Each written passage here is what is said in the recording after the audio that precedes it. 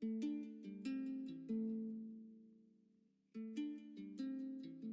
know, this actually brings to mind something that I've had for a long time as I work with Pastor Adam, because he always says several times that this is a church for the thinking people, referring to resurrection.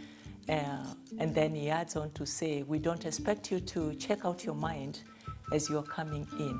So when I hear that question, that's where it takes me. And I think it ought to be that every United Methodist Church is a thinking church where people are actually engaged at a level of their mind and they're allowed to bring everything they have.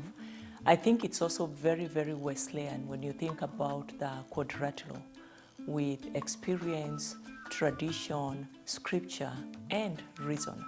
And especially the way we use reason in engaging our experiences, our traditions, our scriptural interpretations, in being able to apply that to the lived experiences. Pastors who are well grounded theologically are able to engage their congregants at a much, much deeper level.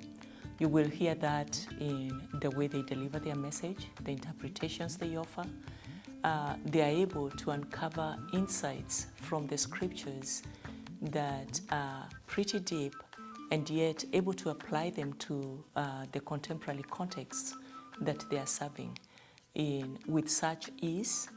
And it moves them from reading the Bible and the scriptures from a very literal place to a place of interpretation, a place of application, a place of seeing an evolving part of the story. They're able to gain insights from narratives that could just be taken as a narrative, and somehow it brings a life-giving insight and application to the very present. That's a very interesting question, and one that I've actually reflected upon several times. I've wondered what it would have been like if my call had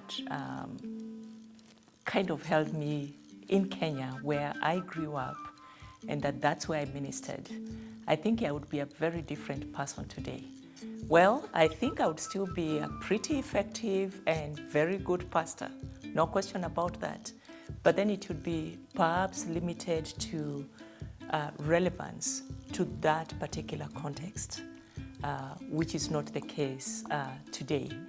I find that being exposed to a different culture, having theological education that traverses both cultures, having experience that lived in a different culture, being able to make relationship with people that are different from me has been very invaluable. It has totally expanded my own theological and not only understanding, but the way I perceive life today